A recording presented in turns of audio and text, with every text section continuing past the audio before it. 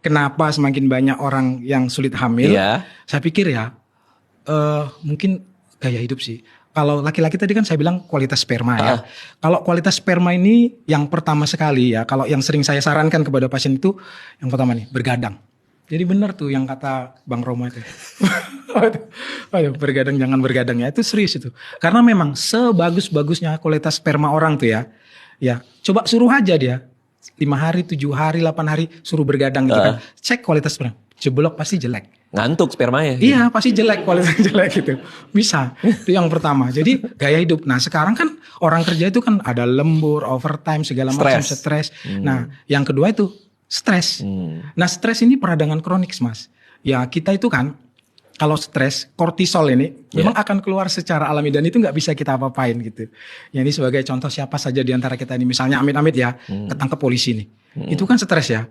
Itu jangankan subur mas, ya kan, jangan subur, ereksi aja nggak bisa, serius. Siapa yang kepikiran juga pas lagi ditangkap kayak, kok nggak bisa?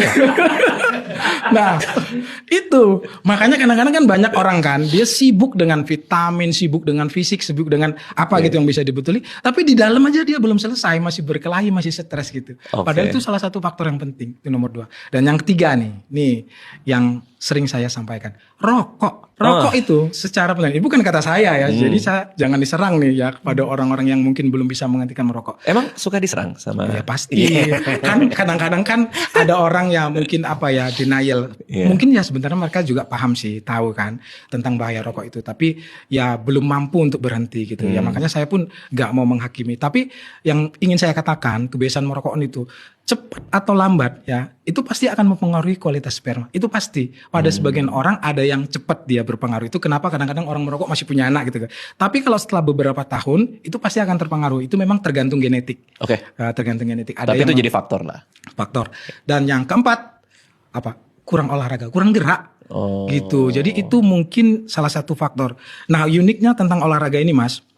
Kalau kita kurang vitamin D, kurang asam folat, itu ada suplemen penggantinya. Kurang kalsium, ada suplemen penggantinya. Tapi kalau kurang gerak itu nggak bisa memang. Itu memang harus dilakukan. Iya. Jadi itu pentingnya olahraga ini.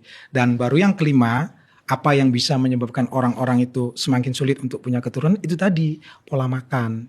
Ya sekarang. Ini tuh berlaku untuk perempuan dan laki-laki berarti? Semua perempuan dan laki-laki, tetapi kalau untuk perempuan ada satu lagi yang semakin hari yang kita perhatikan ini, yang semakin menjadi tren. Kenapa banyak yang sulit untuk hamil? Apa tuh? Gangguan hormon, PCOS. Oh iya, saya baru mau nanya tuh.